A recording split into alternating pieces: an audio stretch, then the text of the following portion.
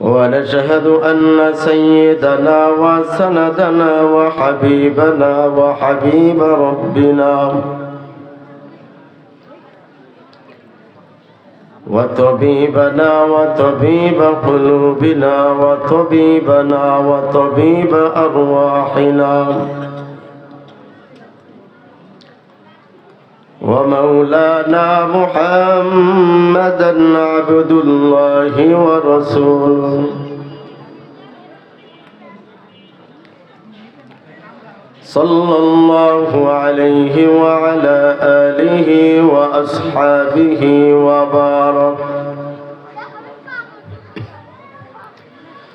وبارك وسلم تسليما كثيرا كثيرا.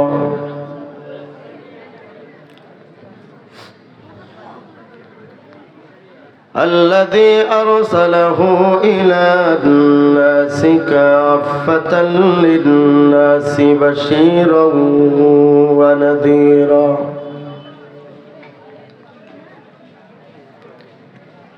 وداعيا إلى الله بإذنه وسراجا منيرا.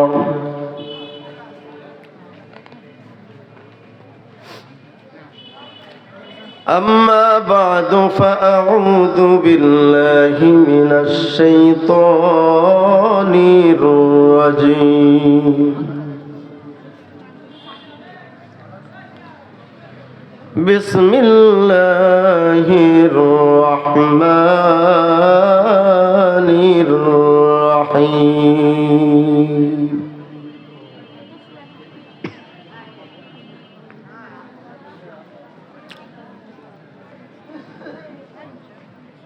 ما كان على النبي من حرج فيما فرض الله له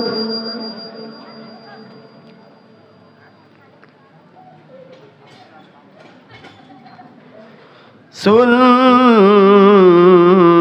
الله في الذين خلوا من قبل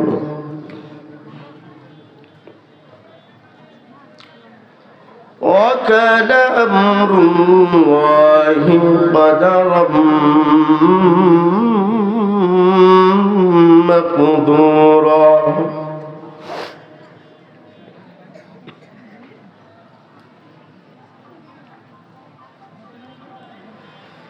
الذين يبلغون رسالات الله ويخشونه ولا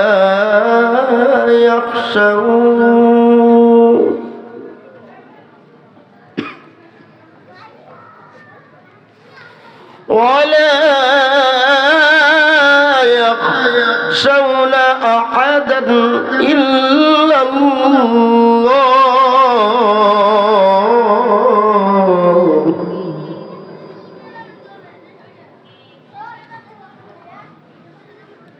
وكفى بالله حسيبا.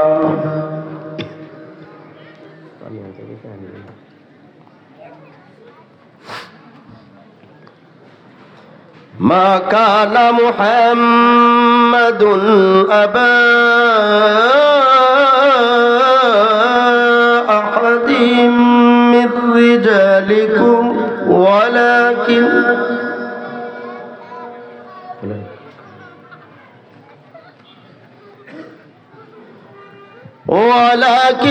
رسول الله وخاتم النبيين.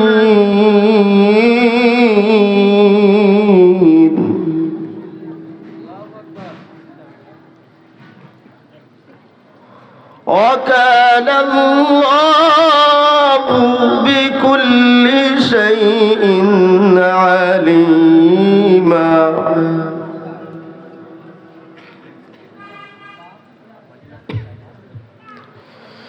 يا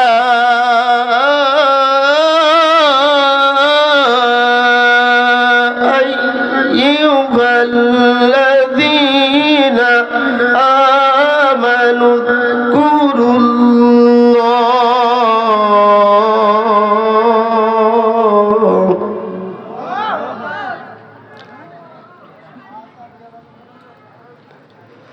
آمنوا اذكروا الله ذكرا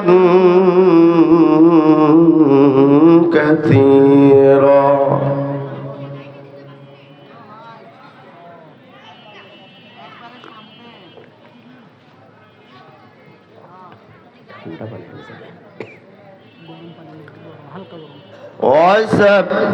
وسبحوه بكرة وأصيلا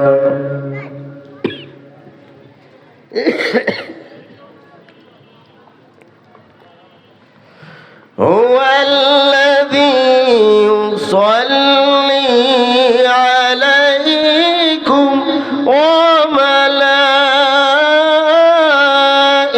وملائكته ليخرجكم من الظلمات إلى النور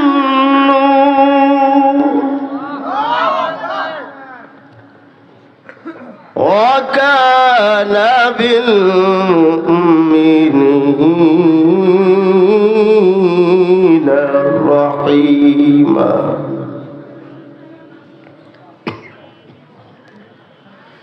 تحيتهم يوم يلقونه سلام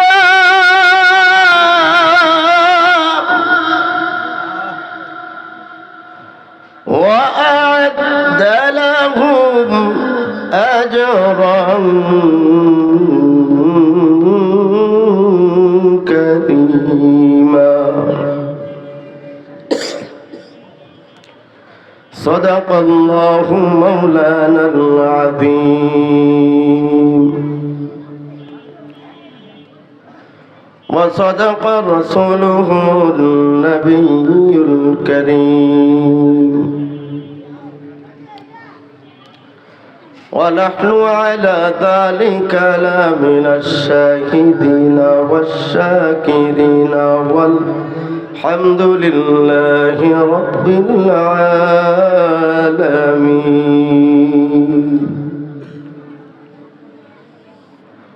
وقال رسول الله صلى الله عليه وسلم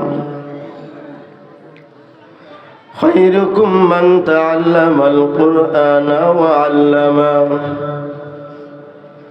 أو كما قال النبي صلى الله عليه وسلم اللهم صل على محمد وعلى آل محمد كما صليت على إبراهيم وعلى آل إبراهيم إنك حميد مجيد لا إله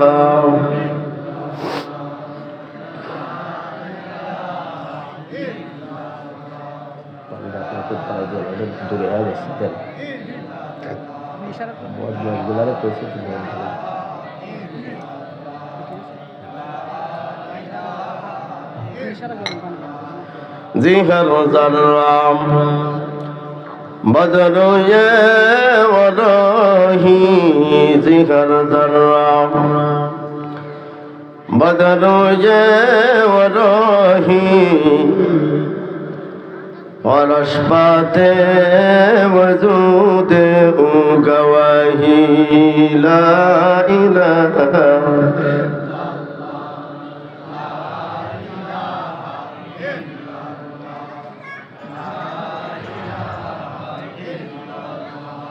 لا الہ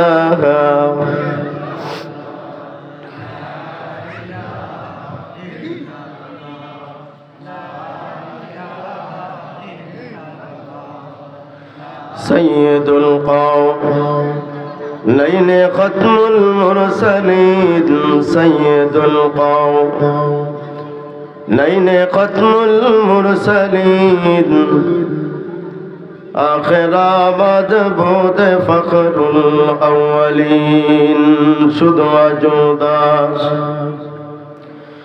রহমাতুল লিল আলামিন শুধু আজদাস রহমাতুল লিল আলামিন মসজিদে শুধু আমার এ জমিন লা ইলাহা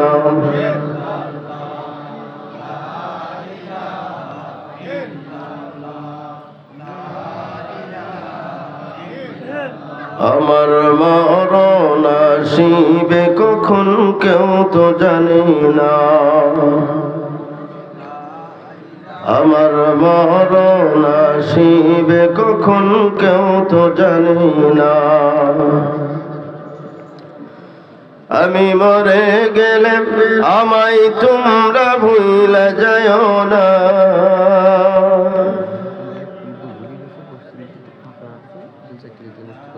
আমি মরে গেলে আমায় তোমরা ভুলে যাও না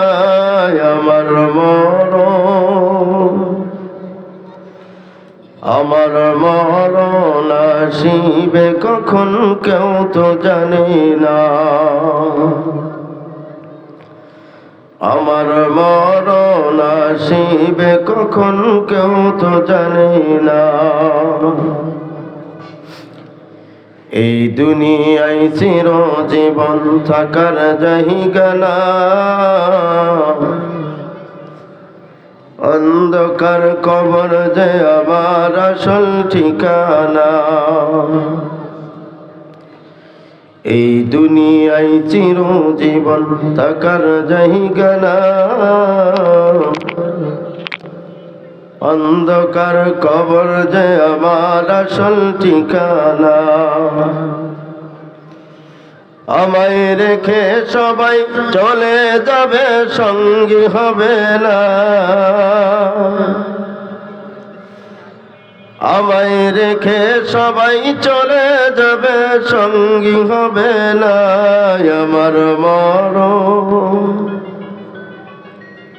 আমার মরণ আসিবে কখন কেউ তো জানি না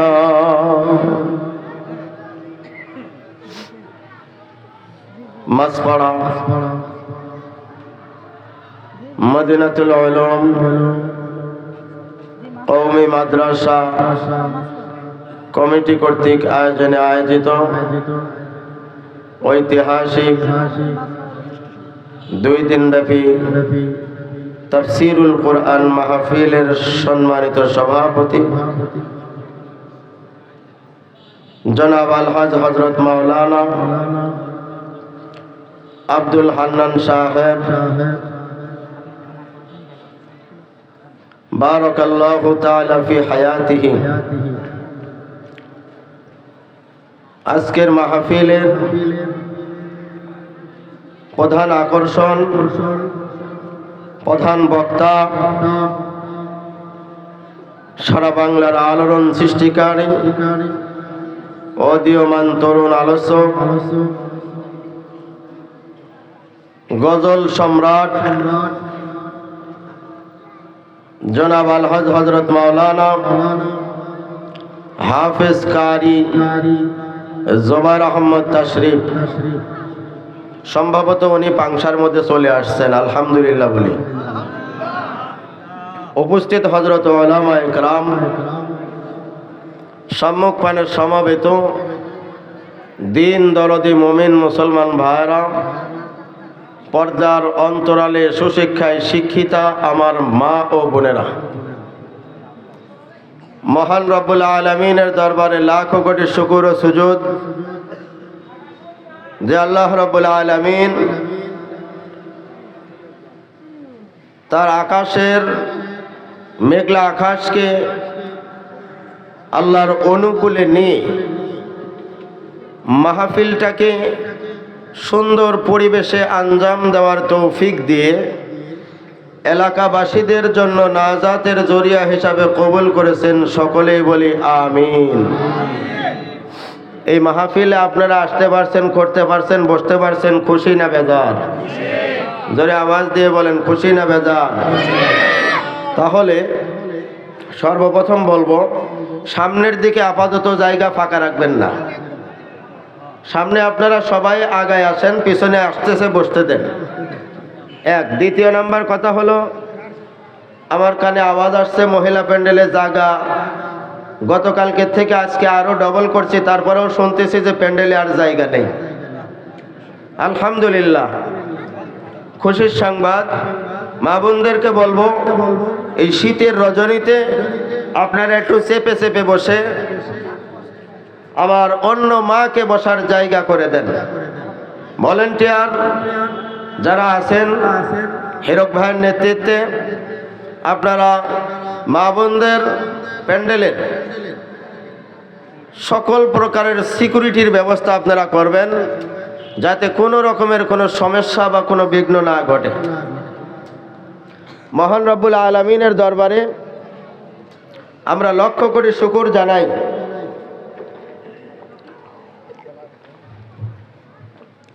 যে আল্লাহ তাআলা অনেক পরিশ্রমের পর এই মাহফিলটি আমাদেরকে আঞ্জাম দিয়ে সফলতার দ্বার প্রান্তে নিয়ে আসছেন, এজন্য শুকরিয়া আদায় করি আলহামদুলিল্লাহ। কয়েকদিন হলে নার্ভাস ছিলাম, বৃষ্টির একটা পূর্বাভাস দেখা যায়, পূর্বাভাস আসতেছে যে 13, 14, 15, 16, 17, 18 এই পর্যন্ত নাকি বৃষ্টির পূর্বাভাস আছে। এই কথাটা বলতেছে পৃথিবীর বিজ্ঞানরা। কারা বলতেছেন? পৃথিবীর বিজ্ঞান গবেষণা করে তাদের আবহাওয়া অফিসের থার্মোমিটার দিয়ে, তাদের মেশিন দিয়ে তারা বলতেছে যে বৃষ্টি হবে হবে ভাব। কিন্তু আমার আল্লাহ বলেন কি, ইন্নাল্লাহা ইনদাহু ইলমুস সাআহ, তোমার মৃত্যু কখন হবে এই খবর কি কোনো ডাক্তারে জানে? কথা বলেন। ইন্নাল্লাহা ইনদাহু ইলমুস সাআহ, এই ইলমটা কার আছে? কার বলেন? কোন পৃথিবীর কোন বিজ্ঞান বলতে পারবে যে তুমি আর 3 মাস পরে মরে যাবা, 3 মাস পরে মারা যাবে? কোন পৃথিবীর ডাক্তার বলতে পারবে? বলার ক্ষমতা আছে? বাঁচানোর মালিক কে? আল্লাহ বলতেছেন এই 5টি ইলম আমি কোন নবী রাসূলদেরকেও দেই নাই। সুবহানাল্লাহ। জানেন কে? কথা বলেন। আল্লাহ। দ্বিতীয় নম্বরে ওয়ায়ুনাজ্জিলুল গায়স, বৃষ্টি কখন হবে এই খবরটা কে জানে? কথা বলেন। আল্লাহ। ওয়ায়ুনাজ্জিলুল গায়স, পৃথিবীর কোনো মানুষ জানে না কখন কোথায় বৃষ্টি হবে, এই ইলমটা একমাত্র আল্লাহর। ওয়া ইয়ালামু মা ফিল আরহাম, মার রেহেমের মধ্যে 4 মাস পর্যন্ত সন্তান আসে, এই সন্তানটা ছেলে হবে না মেয়ে হবে এই খবরটা পৃথিবীর কোনো বিজ্ঞান জানে না। জানে কি?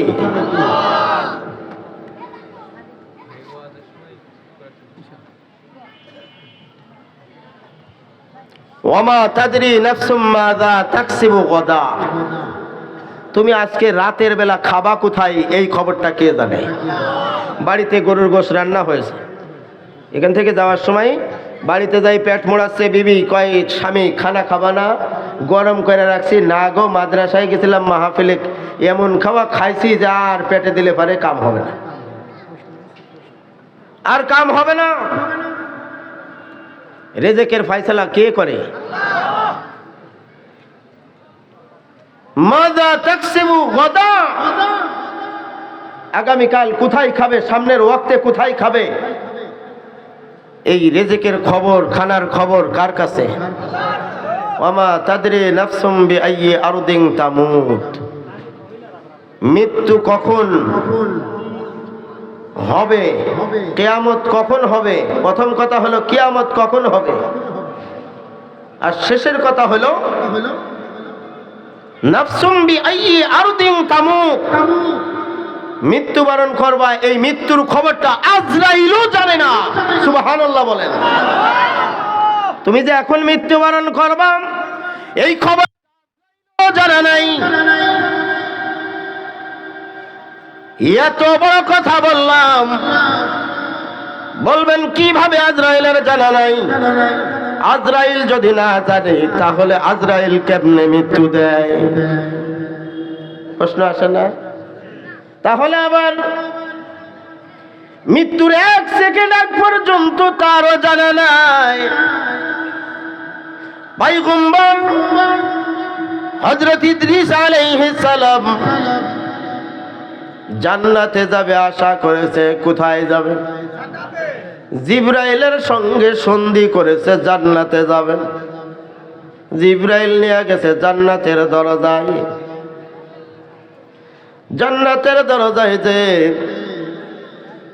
জান্নাতের দরজায় যে দারোয়ান দাঁড়ানো আছে, রিজওয়ানুল্লাহি তাআলা আলাইহিম আজমাইন, রিজওয়ান জান্নাতে ঢুকতে দেয় নাই। স্লিপ বের করেছেন, স্লিপের মধ্যে লেখা দেখে ইদ্রিস পয়গম্বরের জান্নাতে এখনই ঢোকার কোনো অনুমতি নাই। খাতার মধ্যে লেখা আছে এই জান্নাতের মধ্যে সর্বপ্রথম প্রবেশ করবে আখির জামানার পয়গম্বর নবী মুহাম্মদুর রাসূলুল্লাহ। সুবহানাল্লাহ বলেন। পয়গম্বরে আরবি সালাম এই জান্নাতের মধ্যে কেউ আগে ঢুকতে পারবে না। ইদ্রিস পয়গম্বর জান্নাতের দরজার কাছ থেকে ফিরত চলে আসছে 4র্থ নম্বর আসমানে। 4র্থ আসমানে এসে অপেক্ষা করতেছে। আজরাইল এইবার তার ডায়েরি খানা খুলেছে। এই ডায়েরিটা খুলে দেখতেছে ইয়ার পরে কার জান কবজা করা হবে, সিরিয়ালে কার নাম আছে। লেখা দেখে 1ম নম্বরে হযরত ইদ্রিস পয়গম্বরের জান কবজা হবে, কিন্তু নিচে লেখা আছে যে ইদ্রিস পয়গম্বরের জান কবজা হবে 4র্থ আসমানে। সুবহানাল্লাহ বলেন। আজরাইল টেনশনে পড়ে গেছেন, তাহলে কি আমি ইদ্রিস নবীরে কোলে করে নিয়ে আসবো 4র্থ আসমানে? ইদ্রিস পয়গম্বর তো একজন মানুষরে কোলে করে নিয়ে আসবো 4র্থ আসমানে, কেমনে সম্ভব এটা? এখানে খাতার মধ্যে তো তাই লেখা আছে। আজরাইল হঠাৎ করে খাতা বন্ধ করে সামনে তাকাইয়া দেখে হযরত ইদ্রিস পয়গম্বর 4র্থ আসমানেই বসা। তাহলে এই মৃত্যুটা কোন টাইমে হবে এই খবরটা কে জানে? কার কাছে এই খবর? পৃথিবীর কোন ডাক্তার, ইঞ্জিনিয়ার, বিজ্ঞান গবেষক আজ পর্যন্ত বলতে পারবে না, কিয়ামত পর্যন্ত আর কোনদিন বলতে পারবে না কোন দিন, কখন, কার, কোথায়, কোন সময় মৃত্যু হবে। এই খবরটা কেবলমাত্র আমার আল্লাহই জানে, আর কেউ বলতে পারবে না। তাহলে রে ভাই, বৃষ্টির গবেষণা আমরা দিয়ে মাথার ভিতরে আর টেনশন, যেখানে যাই সেখানেই সবাই নার্ভাস। এত বড় একটা মাদ্রাসা, আর মাদ্রাসার মাহফিলে হবে বৃষ্টি, আর বৃষ্টির সময় দিলেন মাহফিল, কেমন হয়ে গেল না? কিন্তু তাওয়াক্কুল ছিল কার উপর? কথা বলেন। মাহফিলের আগের রাতে ছাত্রদেরকে নিয়ে, শিক্ষকদেরকে নিয়ে আল্লাহর কাছে বলতেছি, আল্লাহ এমন কোন পাপ করি নাই যেই পাপের কারণে শাস্তি দিয়ে তুমি পুরো মাহফিলটাকে ধ্বংস করে দিবা। আল্লাহ তুমি যদি পছন্দই করো, আর যদি এমন পাপ না করি, মাহফিলের দিকে তাকাইয়া, মাদ্রাসার দিকে তাকাইয়া তুমি তোমার আভার অনুকূল তোমার অনুকূলে নিয়ে নাও, আমাদেরটা আমাদের অনুকূলে দিয়ে দাও। আর সারাদিন রৌদ্র ছিল না, গতকাল সারাদিন রোদ ছিল না। টিভির মধ্যে তো খবরের প্রত্যেক হেডলাইনেই আসতেছে যে 18-17 তারিখে সকালবেলা থেকে গুড়ি গুড়ি বৃষ্টি শুরু হয়ে যাবে। কিন্তু আল্লাহ তাআলা তো কয় যে না, এটা আমি বলি নাই। আল্লাহ বলছেন আমি এইটা বলি নাই। মুসলমান যারা, মুসলমানদেরকে সামান্য পরিমাণের এই সমস্ত বিপদ আপদের গল্প শোনাইয়া কোনো মুসলমানকে কাবু করা যাবে না। কথা বলেন। এই ভাই, ইসরায়েলে তাদের লক্ষ লক্ষ সৈন্যবাহিনী, অস্ত্রের কোনো অভাব নেই। পক্ষান্তরে তাদের সাথে যারা লড়ে যাচ্ছে তার নাম হলো হামাস। হামাস যোদ্ধাদের কি লক্ষ লক্ষ সেনাবাহিনী আছে? কথা বলেন। তাদের যুদ্ধে লড়ার জন্য কি কোনো মাঠ আছে? হ্যাঁ, তাদের কাছে তেমন সমরাস্ত্র ভারী ভান্ডারও নেই, কিন্তু তাদের আছে একটা মজবুত ঈমান। কথা বলেন। তাদের আছে মজবুত একটা ঈমান। তা আল্লাহ রাব্বুল আলামিন আমাদের সকলের মনের বাসনা, মনের আশাকে আল্লাহ তাআলা পূরণ করে নিক। সকলেই বলেন আল্লাহুম্মা আমিন। বর্তমান যুগে আমরা তো আল্লাহ তাআলা আমাদেরকে খুব শান্তিতে রাখছেন। মাঝে মাঝে চিন্তা হয় যে আমার বাংলাদেশের মাটিতেও দীর্ঘ 9 মাস যুদ্ধ করা হয়েছে। কয় মাস? 9 মাস যুদ্ধ করে 30 লক্ষ মা বোনের ইজ্জতের বিনিময়, রক্তের বিনিময়ে আমরা পেয়েছি লাল সবুজের একটি পতাকা। কিন্তু তখন আমরা দেখি নাই, এখন আমরা দেখতেছি স্বাধীন সার্বভৌমত্ব বাংলাদেশ, যা আমরা ভোগ করে খেয়ে যাচ্ছি। আজকে আমরা তাকিয়ে দেখতে পাচ্ছি বিশ্বের বুকে যত নির্যাতন, অত্যাচার, নিপীড়ন, যত যাহা কিছু হচ্ছে সব মুসলমানের উপরে হচ্ছে। যেই দেশে গুটি কয়েক দেশ মুসলমানের দেশ, 57, 58 বা 62টা মুসলিম কান্ট, এই 62টা মুসলিম কান্টের ভিতরেই প্রায় 40 থেকে 42টা মুসলিম কান্টের মুসলিম নেতারা ইহুদি থেকেও শাসকে পরিণত হয়েছে। যদি তাই না হতো তাহলে আজকে ফিলিস্তিনের দিকে এই ছোট্ট একটি অঘোষিত রাষ্ট্র ইসরায়েল, তারা ফিলিস্তিনের দিকে চোখ রাঙ্গাইয়া তাকাইতে পারত? গতকালকে সাহাবান হুজুর বলেছেন যে পৃথিবীর মধ্যে সকল মুসলিম রাষ্ট্র যদি একদিকে তাকায়, আরে থুতু ফালাইলে ধুয়ে যাবে। মুসলমানরা যদি থুতু ফালায়, সেই থুতুতে তারা ঢেকে যাবে। তাদের সংখ্যা এত কম, তাদের একটা বিরাট ইতিহাস আছে। তাদের যে সংখ্যা, তাদের একটা বিরাট ইতিহাস। তারা কিন্তু বৈধ না, তারা হলো অবৈধ। আর বর্তমান যুগে বৈধ থেকে অবৈধ দাপট আরো বড় বেশি। কথা বলেন। বর্তমান যুগে বৈধ থেকে অবৈধ ক্ষমতা বেশি। ইসরায়েল হলো একটা অবৈধ রাষ্ট্র। তাদেরকে এখন পর্যন্ত কেউ স্বাধীন রাষ্ট্র হিসাবে ঘোষণা করে নাই, শুধুমাত্র আমেরিকা বাদে। এই জায়গায় যাইতে হলে ফিরে যাইতে হবে হযরত ইব্রাহিম পয়গম্বরের কাছে। ইব্রাহিম পয়গম্বরের 2টা সংসার। সংসার কয়টা? সংসার হলো 2টা ইতিহাস। তার পূর্বে যদি যাই,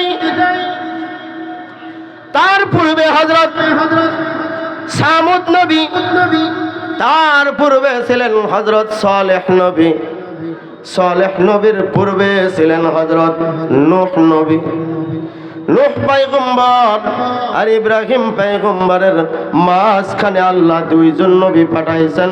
তাও জাতিকে উদ্দেশ্য করে আল্লাহ তাআলা পাঠাইছেন, ওয়া ইলা সামুদ আখাহুম সালিহা, ওয়া ইলা সামুদ আখাহুম সালিহা।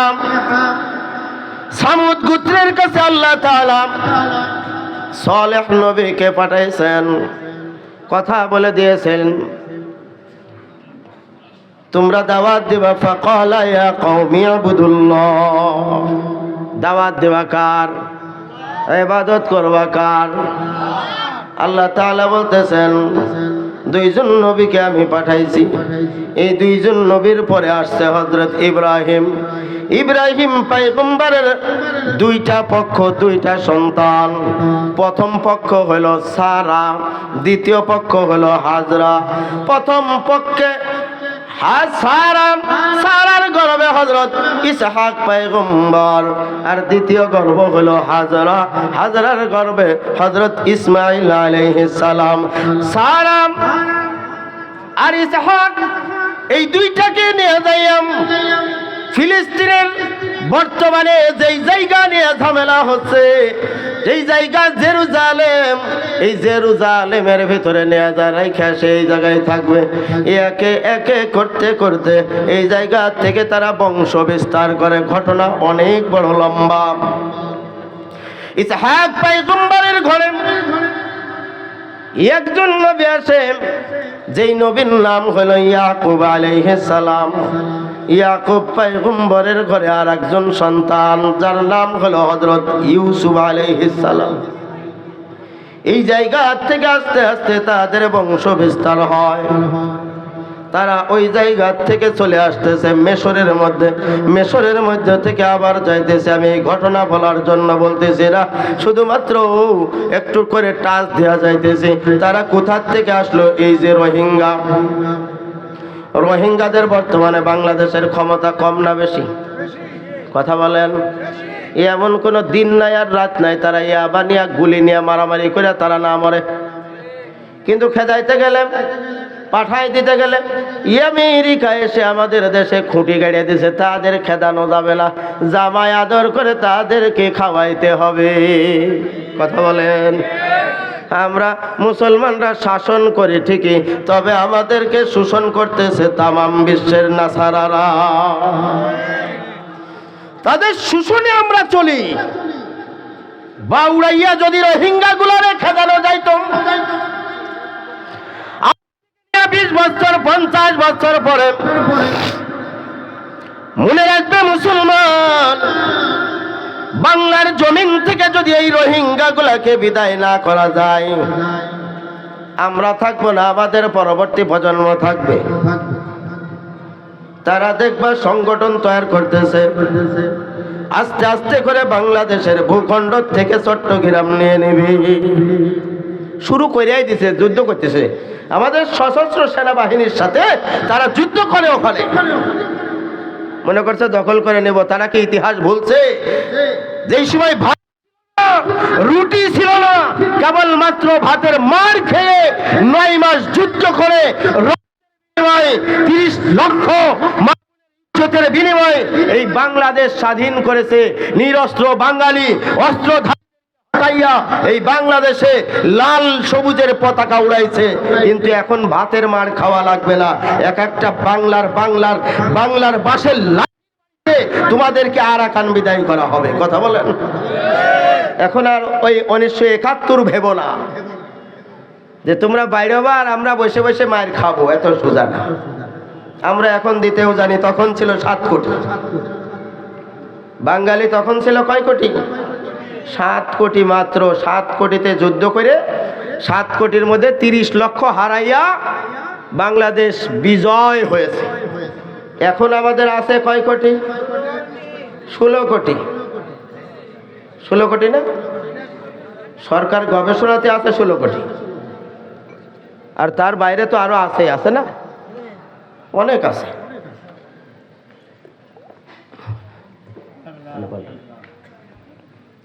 কিন্তু এখন চিন্তা করতে হবে যে বাংলাদেশের দিকে তাকাইলে হিসাব নিকাশ করে তাকাইতে হবে।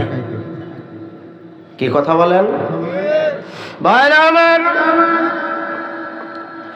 পয়গম্বর হযরত ইউসুফ আলাইহিস সালাম কিরানের থেকে যখন বিতাড়িত হইলেন, মিশরের বাজারের ভিতরে আসছে, বিক্রি হয়ে গেছে। মিশরের বাজারে এক সময় বিক্রি হওয়ার পরে অনেক লম্বা ঘটনা। ইউসুফ পয়গম্বর মিশরের মধ্যে এক সময় খাদ্যমন্ত্রী হয়। ফিলিস্তিনের মধ্যে অনেক দুর্যোগ, যেই দুর্যোগের ফলে তার বাকি ভাইরা আসতে বাধ্য হয়, মিশরের মধ্যে তিরানের জন্য তারা বারবার করে আসে। ইউসুফ পয়গম্বর অনেক দিন যাবৎ তাদেরকে রাখার পরে ঘর বাড়ি করে দিয়েছে। রোহিঙ্গাদের মতো তোমাদের আর যাওয়া লাগবে না, কারোর কাছে যাওয়া লাগবে না, আর কোথাও যাওয়া লাগবে না, খাওয়াও লাগবে না, বলাও লাগবে না। আল্লাহ তাআলা বলেন, আসা রাব্বুকুম আইয়ারহামাকুম ওয়া ইন উদতুম উদনা ওয়া জাআলনা জাহান্নামা লিল কাফিরিনা হাসীরা। এই পৃথিবীর ভিতরে যতগুলা মানুষ, যতগুলা ধর্মের মানুষ আসছে, আল্লাহর কাছে সব থেকে পছন্দের মানুষ ছিল ইহুদিরা। সব থেকে পছন্দের ছিল তারা। ইউসুফ পয়গম্বর বিদায় নিয়ে চলে গেছেন, তারা এমনই অন্যায় শুরু করেছেন। ইউসুফ আলাইহিস সালামকে আল্লাহ তাআলা জানাইয়া দিলেন, ও ইউসুফ পয়গম্বর, তাদেরকে বলে দাও তারা যেন আমি আল্লাহর অবাধ্য না হয়, তারা যেন কোনো অন্যায় না করে, তারা যেন আমার অবাধ্য না হয়ে যায়, আমার আদেশ এবং নিষেধ যেইগুলা আছে সেইগুলা যেন তারা মেনে চলে। কিন্তু কে শুনে কার কথা? জাত হইল বেকা তেড়া জাত। বেকা জাতে বোঝেননি, কুত্তর লেজে যতই তুমি ঘি ডালো, ওই কুকুরের লেজ কোনোদিন সোজা হবে? কথা বলেন। চলে এইভাবে। আল্লাহ তাআলা ওদের ওই অবস্থা দেখে আল্লাহ তাআলা বলতেছেন, ইহুদিরা রে, তোদেরকে সাইজ করবো আমি, তোদের উপরে একজন জালেম বাদশা চাপাবো। জালেম অত্যাচারিত বাচ্চা একজন আমি চাপাইয়া দেব, ওইটার মার খাবে, বসে বসে খায়া তোরা সোজা হবি। সুবহানাল্লাহ বলেন। এমন একজন বাচ্চা তাদের কাছে পাঠাইলো, যে বাচ্চার নাম হলো ফিরাউন। ফিরাউনের লাঠির বাড়ি তারা খাইছে 300 বছর। কয়শো বছর? আল্লাহর কাছে ফরিয়াদ করে, মালিক তুমি আমাদের ফরিয়াদ গুলা শুনো গো আল্লাহ, তুমি আমাদের কওমের মধ্যে, আমাদের গোত্রের মধ্যে বা দেশের মধ্যে এমন একজন নবী পাঠাও ও আল্লাহ, সেই নবীর অনুগত্য আমরা করব, আমরা আর কোনোদিন অবাধ্য হব না, তুমি যেইভাবে বলবে আমরা সেইভাবে চলব, ফিরাউনের হাত থেকে আমাদেরকে তুমি বাঁচাও। আল্লাহ তাআলা তাদের কথা মতো এমন একজন নবী পাঠাইলেন, যার নাম হলো পয়গম্বর হযরত মুসা আলাইহিস সালাম। সুবহানাল্লাহ বলেন। মুসা পয়গম্বর তাদের কওমের ভিতরে আসলেন। মুসা পয়গম্বরের দুনিয়াতে আগমনের খবর পায়া ফেরাউন করতেছে কি, কয় এই বাচ্চাটা কোনো ছেলে সন্তান আর জন্ম নেবে না, সব ছেলে সন্তান যা জন্ম হবে মিশরের জমিনের ভিতরে কোনো ছেলে মানুষ আর জন্ম নেবে না। এইভাবে করতে করতে এক মুসারে মারবে, এই জন্য ৭০,০০০ বাচ্চা হত্যা করে দিছে। নাউজুবিল্লাহ বলেন। কোন মার গর্ভে যদি কোনো সন্তান আসে, ঘরের থেকে বের হইতো না, ফেরাউনের লোকের ভয়ে, ফেরাউনের ভয়ে কেউ ঘর থেকে বের হইতো না। মুসা পয়গম্বর যখন তার মার রেহেমের ভিতরে আসে, আল্লাহ তাআলা মাকে ডাক দেয়া বলে, মুসার মা রে, তুই কি ভয় পাসনি রে মরিয়মের মা? মরিয়মের মা, তুই কি ভয় পাসনি রে? কয় আল্লাহ আমার তো ভয় লাগে। কয় তোর গর্ভে যে আমার পয়গম্বর মুসা আছে, পৃথিবীর কোনো মানুষ এইটা জানবে না। কেমনে মারবে? কয় আল্লাহ অল্প কয়েকদিন পরেই তো ভূমিষ্ঠ হবে, তারপরে আমি কি করব? আল্লাহ ডাক দিয়া বলতেছে, মরিয়মের মা তুই কোনো চিন্তা করিস না, সন্তান আজ রাতের বেলায় ভূমিষ্ঠ হবে। এই সন্তানকে তুই একটা কাঠের বাক্সর মধ্যে আটকাইয়া সুন্দর করে কাগজ দিয়া মুড়াইয়া প্যাকেট করে লোহিত সাগরের মধ্যে ভাসাইয়া দিবি। এইটার দেখভালের দায়িত্ব, পালন করার দায়িত্ব আমি আল্লাহ। তাহলে কি আর কোনো ভয় আছে? কথা বলেন, আর কোনো কি ভয় আছে? আর কোনো ভয় নাই। লোহিত সাগরে ভাসাইয়া দিছে। ছোট্ট মেয়ে মুসার বোন একটা আছে, মুসার বোন রে ডাক দিয়া কয়, মা বাক্সুটা আমি ভাসাইয়া দিলাম, তুই তাকাইয়া তাকাইয়া দেখ। বাক্সটা কোথায় যায়? সকালবেলা ভোর রাতের বেলায় বাক্সখানা ভাসাইয়া দিছে। সারাটা দিন লৌহিত সাগরে বাক্স ভাসতে ভাসতে ফেরাউনের বাড়ির দরজায় যায় ঘাটের সামনে বাক্স ভাসছে। সুবহানাল্লাহ। বাক্স উঠাইয়া নিয়াম ফেরাউনের ঘরের দরজায় বাক্স নিয়ে যাইয়াম। যেই না বাক্সুর দরজা খুলছে, বাক্সুর মধ্যে দেখে ফুটফুটে চাঁদের মতো সুন্দর একটা ছেলে সন্তান। সুবহানাল্লাহ বলেন, চিল্লান দিয়া বলেন না সুবহানাল্লাহ। ফেরাউন বলতেছে আগের থেকেই নমুনাগুলা জানতো। ফেরাউন বলতেছে এইটাই হলো মুসা, ফার্স্ট লেডি বিবি আসিয়া। ঠেলতে ঠেলতে এসে কয় দেখি শোনো, ভিড় কমাও ওই জায়গার থেকে, আমারে দেখতে দাও। দেখা ফার্স্ট লেডি বাচ্চাটারে তুলে কোলের ভিতরে নিয়া ফেরাউন রে ডাক দিয়া বলছে তোমারে কি আমি খুঁজা কই মাগ নাই? 20 বছর সংসার করলাম, একটা আয় হইল না, আবার এইটারে তুমি মারিয়ে দেবা? খবরদার, এই বাচ্চার দিকে তুমি চোখ রাঙ্গাইয়াও তাকাইতে পারবা না। এই বাচ্চাটা তোমার পরবর্তীতে এই রাজ সিংহাসনের মালিক হবে, আমাদের সন্তান। ফেরাউনের কি আর কোনো ক্ষমতা আছে? আপনি যতই দাপট দেন না কেন, ঘরে যায় বউয়ের কাছে কাবু। কথা বলেন না কেন? বাজারে যতই বেটাগিরি তুমি আমি করি না কেন, ঘরে যায়া তোমার আমার বেটাগিরি আর চলে? কথা বলেন না কেন? একটু যদি বেটাগিরি করো, রাতের বেলায় ফাটা পায়ে তেল দেওয়ার মতো আর কেউ পাবা না। ফার্স্ট লেডি এইবার স্বামীরে ডাক যা বলে, স্বামী এইটা আজ থেকে আমার তোমার সন্তান। কালকে সকালবেলা তুমি পুরা মেশরের ভিতরে ধেড়া পিটাই দাও। ধেড়া পিটানি বোঝেননি?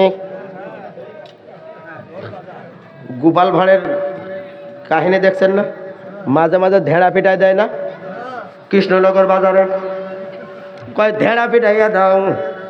ধেড়া পিটাইয়া দিছে। কয় ফেরাউনের ঘরে একটা ফুটফুটে ছেলে সন্তান হয়েছে। সুবহানাল্লাহ।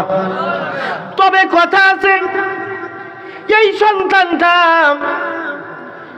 আসিয়ার বুকের দুধ পান করে না। এ মিশরের মায়েরা, তোমরা যদি এই বাচ্চাকে দুধ পান করাইতে পারো, সকালবেলা তোমরা সবাই লাইন ধরো, কপাল খুলে যাবে। এই বাচ্চা যদি কারোর স্তনে দুধ টানে, কপালটা খুলে যাবে গো। সকালবেলা যখন হইল, এখান থেকে নিয়ে জানিপুর বাজার পর্যন্ত 3 দিক থেকে 3টা সিরিয়ালে পড়ে গেছে। মায়েরা সব চলে আসছে, বাচ্চাটাকে একে একে এক একজনের কোলের মধ্যে নেই। বাচ্চাই যে মুখে তালা লাগাইছে, এই বাচ্চার মুখের তালা আর খুলে না। সুবহানাল্লাহ বলেন।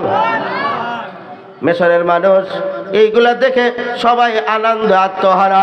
কয় যেই ফেরাউনের ভয়ে এতদিন সন্তান নিতে পারি নাই, ফেরাউনের ভয়ে বিয়া করছে, 25-30 বছর হয়ে গেল, কিন্তু এখন পর্যন্ত একটা বাচ্চা নিতে পারি নাই। এই যে ফেরাউনের ঘরে ছেলে, এখন থেকে আমরা বাচ্চা নেব, আর কোনো ভয় নাই। সুবহানাল্লাহ বলেন। কারণ ফেরাউন তার নিজেরটা যদি না মারে, তাহলে আমাদেরটা আর কেমনে মারবে? মারতে পারবে। পরের দিন সকালবেলায় বাচ্চাকে দুধ খাওয়ার জন্য হাজার হাজার মহিলারা আসছে ওই শরীকের মধ্যে, ওই ভিড়ের মধ্যে, ওই লাইনের ভিতরে আসছে। বাচ্চাকে বুকের ভিতরে স্থানে দুধ পান করার জন্য কোলের ভিতরে উঠাইয়া নেয়। কিন্তু পয়গম্বর মুসা ঠুটটা যে আটকাইয়া ধরছে, আর মুখের ভিতরে ঠুট আর খোলে না। দুপুর বেলায় বিকাল হয়ে যায়, পয়গম্বর মুসা এখন পর্যন্ত মুখ খোলে নাই।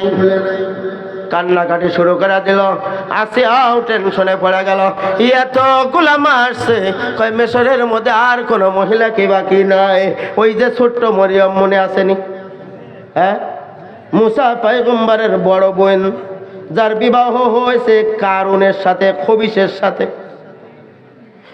এই মরিয়ম ফার্স্ট লেডিরে ডাক দেয়া বলে, ও লেডি, আমার কাছে একজন মার সন্ধান আছে। সুবহানাল্লাহ কোন? মার একজন সন্তান আছে, ওই মা এই লাইনের ভিতরে আসে নাই। যদি আপনি বলেন তাহলে আমি খবর দিতে পারি। কয় কোন জায়গায়? কয় আমার বাড়ির সামনে। মিথ্যে কথা তো আর কয়নি, বাড়ির সামনে। তাড়াতাড়ি নিয়ে আসো। যায় বাড়িতে যায় মারে ডাক দেয়া বলে, মা কপাল খুলে গেছে গো মা, তাড়াতাড়ি দৌড় দাও, যে অবস্থায় আছো দৌড় দাও। মা দৌড়াইতে দৌড়াইতে চলে আসছে, বাচ্চাটারে কোলে দিছে। বাচ্চা মার কোলের ভিতরে যাও খাবার জন্য কান্না শুরু করে দিছে। স্তনে মুখ লাগাই দেওয়ার সাথে সাথে বাচ্চা দুধ টানতে টানতে ঘুমাইয়া গেছে। আচ্ছা এইবার বলেন, এই মহিলা, তোমার জন্য আমি এই রাজ সিংহাসনের পাশে একটা 10 তলা বাড়ি বানাবো। এই বাড়ির মধ্যে তুমি থাকবে আর আমার বাচ্চাটাকে তুমি দুধ পান করাবে। প্রত্যেক মাস যাবে, মাসে মাসে 20 দিরহাম ডলার করে পাবে তুমি, 20,000 ডলার করে তুমি প্রত্যেক মাসে পাবে। মা বলতেছে, নাও তোমার বাচ্চা তুমি নিয়ে নাও, তোমার বাচ্চার আমি দুধ খাওয়াবো না। বাচ্চার আমি দুধ খাওয়াবো না। কয় কেন? কয় তোমার এই বিল্ডিং এর ভিতরে আমি থাকতে পারবো না। আমার একটা ঘর আছে যেখানে আমার স্বামী আছে, যেই ঘরের মধ্যে যদি তুমি আমাকে নিয়ে যাও, বাচ্চাটা যদি দাও, তাহলে আমার ঘরের ভিতরে থাকতে পারি। ওখানে যদি বাড়ি বানাই দাও, ওই বাড়িতে আমি থাকবো। ফার্স্ট লেডি বলতেছে, ঠিক আছে, তোমার ওই জায়গাতে আমি দেব।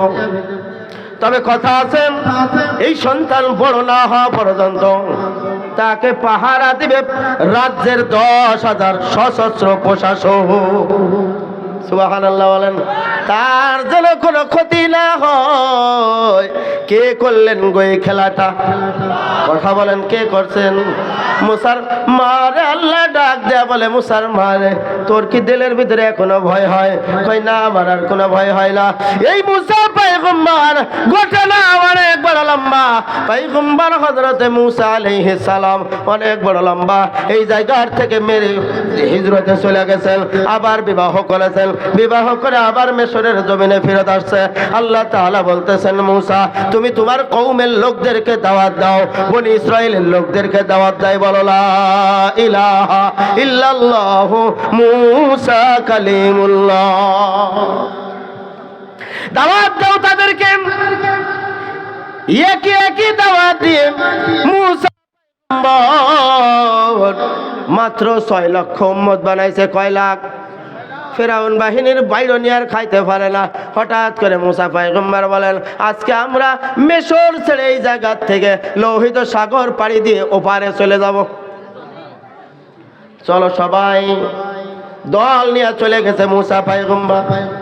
মুসা পয়গম্বর সাগরের পাশে যায়, দেখে কোনো রাস্তাঘাট নাই। আল্লাহ তাআলা বলতেছেন, মুসা তোমার হাতের মধ্যে যে লাঠি আছে, ক্বালা হিয়া আসা, এই লাঠি খানা দিয়া তুমি সাগরের মধ্যে বাড়ি দাও। সাগরের মধ্যে বাড়ি দেওয়ার সাথে সাথে এপার থেকে ওপার পর্যন্ত 2 পাশে 2টা প্রাচীন উঠে গেছে, মাঝখান দিয়ে হাই লেনের রাস্তা হয়ে গেছে। যাও, পার হয়ে চলে যাও। পার হয়ে ওপার চলে গেছে। এপারে ফেরাউন বাহিনী খতম। গল্প অনেক লম্বা। ফেরাউন বাহিনী এপারে পানিতে ডুবে শেষ।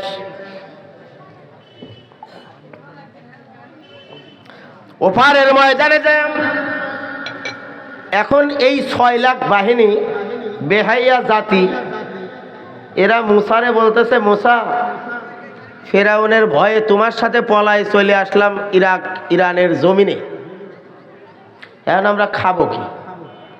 আমাদের ধান নাই, শস্য নাই, আটা নাই, রুটি নাই, আমাদের খাওয়া লাগবে না? হ্যাঁ, খাওয়া লাগবে কি না? কয়দিন না খেয়ে থাকবো? আল্লাহ তাআলার কাছে পয়গম্বর মুসা বলতেছে, ও আল্লাহ, এখন কি করা যায়? আল্লাহ তাআলা বলতেছেন, মান্না সালোয়া। মান্না সালোয়া মানে কি জানেননি? ভাজা রুটি আর ভুনা তরকারি। সুবহানাল্লাহ বলেন। এইগুলা বসে বসে তোমার কওমের লোকেরা খাবে। কোনোদিন জমিনের থেকে ফসল ফলানো লাগবে না। তবে কথা হলো ওইটাই, আসা রাব্বুকুম আইয়ারহামাকুম ওয়া ইন উতুম উদনা ওয়া জাআলনা জাহান্নামা লিল কাফিরিনা হাসীরা। অবাধ্য হওয়া যাবে না। আর মূসা পয়গম্বর আল্লাহ তাআলা বললেন, মূসা কথা আছে তোমার? কয় কি কথা আছে? তোমার উপরে তাওরাত কিতাব দেওয়া হলো, তাওরাত কিতাবের মধ্যে মূসা পয়গম্বরকে আল্লাহ তাআলা বলতেছেন, এই যে পাহাড়ের মধ্যে তোমরা অবস্থান করতেছো, এই পাহাড়ের ওই পারে একটা রাষ্ট্র আছে যার নাম হলো ফিলিস্তিন। এইটার মধ্যে একটা রাজ্য আছে যার নাম হলো জেরুজালেম। এই জায়গার মধ্যে একটা মসজিদ আছে, যেই মসজিদের নাম হলো বাইতুল মাকদাস। এই বাইতুল মাকদাস একজন জালেম শাসক দখল করে রাখছে। কয় এইটার সাথে যুদ্ধ করে মসজিদে আকসা দখলে নিতে হবে। মূসা পয়গম্বর কওমের লোকদেরকে বলতেছে, আল্লাহ তাআলা এই কথা বলছেন। এই কওমের লোকেরা বলে কি, ক্বালু ইয়া মূসা ইন্না লান নাদখুলাহা আবাদাম মা দামু ফীহা ফাযহাব আনতা ওয়া রাব্বুকা ফাকাতিলা ইন্না হাহুনা কাঈদুন। ও মূসা, খায়া তো আর কাম নাই, তুমি যুদ্ধ করতে কও আর আমরা যা যুদ্ধ করি। নাউজুবিল্লাহ বলেন। তুমি আর তোমার আল্লাহ যুদ্ধ করো গা, আমরা বরং তাকায় তাকায় দেখি। নাউজুবিল্লাহ। এরা কি আল্লাহর আদেশ মানলো? এরকম খাটাস জাতি পৃথিবীতে আর কেউ দেখছেন? কোন হিন্দু, বৌদ্ধ, খ্রিস্টান কি এই ধরনের কোনো কথা বলবে? তো এরা কোন জাতি? এ জাতি হলো বেহাইয়া জাতি, ইহুদি জাতি। যুদ্ধ করল না, বসে বসে খাচ্ছে। মূসা পয়গম্বর বিদায়। আল্লাহ তাআলা এত দুর্যোগ তাদের উপরে নামাইয়া দিছে। এই দুর্যোগের মধ্যে মূসা পয়গম্বর না, এখন কি করবে? নবীও তাদের মাঝে নাই। আল্লাহর কাছে আবার কান্নাকাটি করে, আল্লাহ আমরা তো ভিক্ষা করে খাইতে পারি না, আমরা তো কর্ম করে খাইতে পারি না। এতদিন তুমি আমাদেরকে বসা বসা খাওয়াইছো, এখন তো আর খাওয়ারও দাও না। ও আল্লাহ, তুমি আমাদের মাঝে আর একজন নবী পাঠাও, সে আমাদেরকে যা বলবে আমরা সেইটাই শুনবো। আল্লাহ তাআলা তাদের কথা অনুসারে আর একজন নবী পাঠাইলেন, যেই নবীর কথা আল্লাহ কোরআনের কোন জায়গায় বলেন নাই। যে নবীর নাম হলো ইউশা বিন নুন। কি নাম? ইউশা বিন নুন নবী পাঠাইলেন আল্লাহ তাআলা। ইউশা বিন নুন রে ডাক দেয়া বলে, ইউশা তোমার উপরেও মূসা পয়গম্বরের একই দাওয়াত। তাদেরকে বলে দাও ওই পাশে একটা মসজিদ আছে, ওই মসজিদটা ওই জায়গা থেকে যুদ্ধ করে তাদের কাছ থেকে নিয়ে আসতে হবে, মুসলমানদের দখলে আনতে হবে।